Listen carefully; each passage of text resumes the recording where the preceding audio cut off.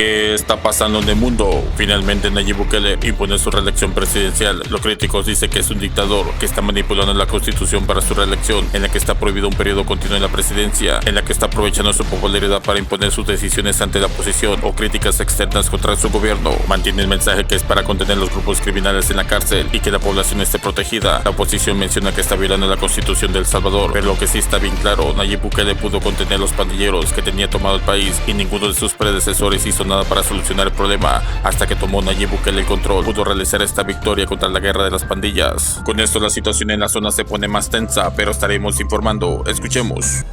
El presidente Nayib Bukele oficializó hoy su candidatura a la reelección en El Salvador a pesar de las múltiples voces que han señalado tal aspiración como anticonstitucional. La alta popularidad del mandatario, debida en gran parte a su política para combatir la inseguridad, hace prever que su reelección está casi asegurada. ¿Está caminando El Salvador hacia un proceso dictatorial o es un paso necesario para mantener la estabilidad en ese país? Vamos a hablar con Eduardo Escobar. Él es director ejecutivo de Acción Ciudadana El Salvador. Gracias por estar con nosotros, Eduardo. Buenas tardes. Buenas tardes, Jennifer. Gracias por la invitación. Y le hago de una vez la pregunta para usted, según su lectura, ¿esto es constitucional o anticonstitucional? La candidatura que se va a ratificar este día de Nayib Bukele para la presidencia de la República sin duda es inconstitucional. En El Salvador la reelección inmediata está prohibida por la Constitución, tiene varias disposiciones que claramente señalan que quien haya ejercido la presidencia en el periodo anterior al nuevo periodo no puede ejercer la presidencia. Entonces, digamos, en términos sencillos, la Constitución no permite la reelección inmediata. Él podría postularse posteriormente, digamos, para el periodo 2029-2034, por ejemplo, pero para que viene, que comienza en 2024, sí tiene prohibida el presidente la postulación. Claro, entonces, según esta lectura, que es bastante popular, sobre todo fuera de El Salvador, dice, un presidente en El Salvador no puede reelegirse de manera continua, seguida, tiene que esperar al menos un lapso de tiempo para poder hacerlo. Pero entonces, ¿cómo entender el fallo de la Sala de lo Constitucional hecha en septiembre de 2021 que dio paso a todo esto? Estamos hablando de un órgano muy importante que precisamente vigila todo el tema constitucional de El Salvador.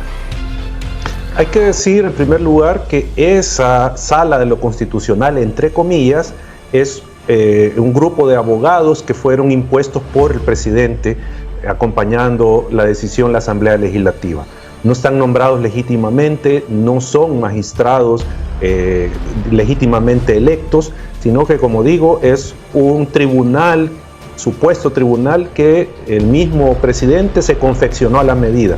Entonces, en ese sentido, sus resoluciones carecen de legitimidad jurídica, no tienen en este caso legalidad este tipo de resoluciones porque no son magistrados. Fueron destituidos los legítimos precisamente el 1 de mayo de 2021 y por eso fueron destituidos, para garantizar que el gobierno tuviera vía libre para hacer cualquier tipo de cosas como esta, como la reelección, por ejemplo.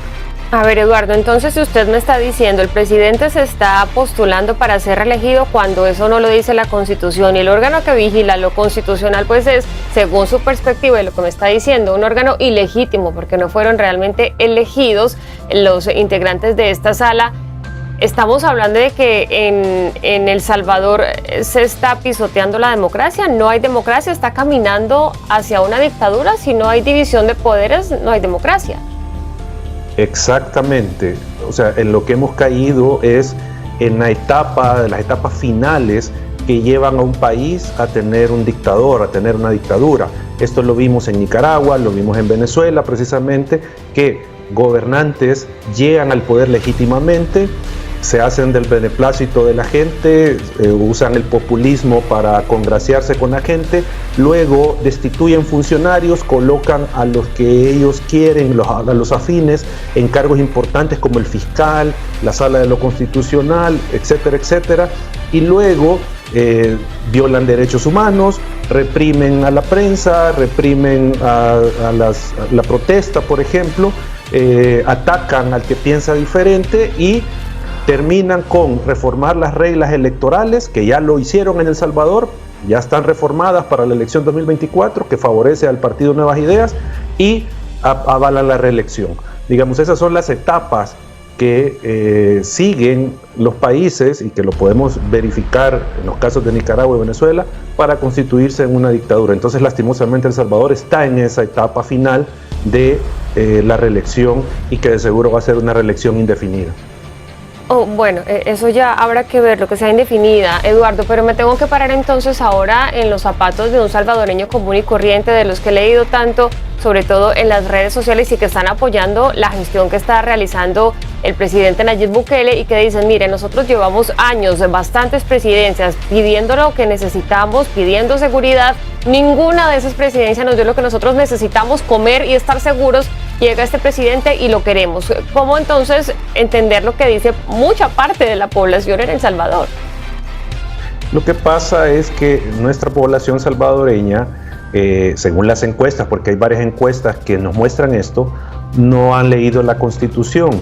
Es ciudadanía que está, digamos, desinformada de ciertas reglas democráticas, incluso temas de derechos humanos, la ciudadanía los desconoce. Entonces, sobre ese desconocimiento ciudadano, el gobierno se ha valido para desinformar, para decir de que si el pueblo lo quiere, puede reelegirse el presidente. Ese es el argumento del gobierno. Pero, como digo, si la ciudadanía hubiese leído la Constitución y tuviera claro lo que dice, no estuviera permitiendo esto. O sea, y esto no tiene nada que ver con que si está satisfecho o no del mandato del presidente, porque la gente, tendría que saber en El Salvador que está prohibida la reelección, pero muchos no lo saben.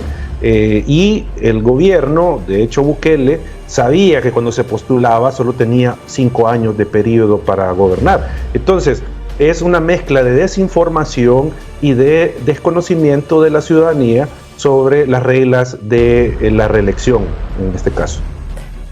Pero es que me toca sentarme o pararme otra vez desde lo que yo leo, que dicen los salvadoreños. Un salvadoreño dice, ok, vamos a respetar la Constitución, pero ¿hay una opción diferente a Nayib Bukele para que la gente siga recibiendo seguridad según lo que he leído en las redes sociales? Bueno, es que ese sería un problema del sistema político, que no hay, digamos, continuidad en el mismo proyecto político.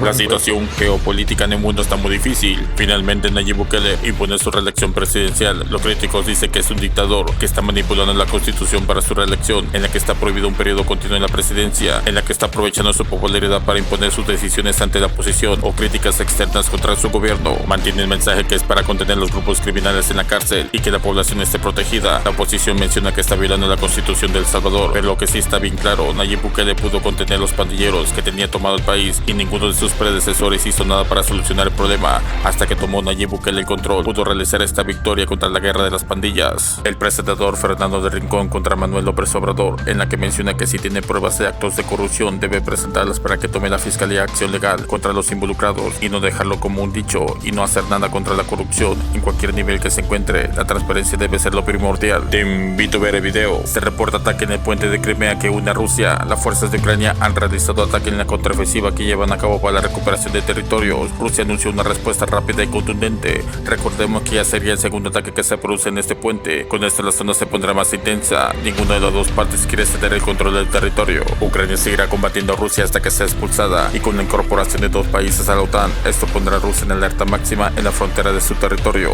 Suecia y Finlandia son miembros oficiales de la Alianza Atlántica y pasan a ser 32 miembros. Rusia obligó a más países a que se protejan ante cualquier intervención que quisiera realizar y tener una respuesta rápida en caso de invasión, como ocurrió en Ucrania. No te pierdas próximos videos, suscríbete y escribe tus comentarios cómo ve la situación y activa la campanita. Gracias.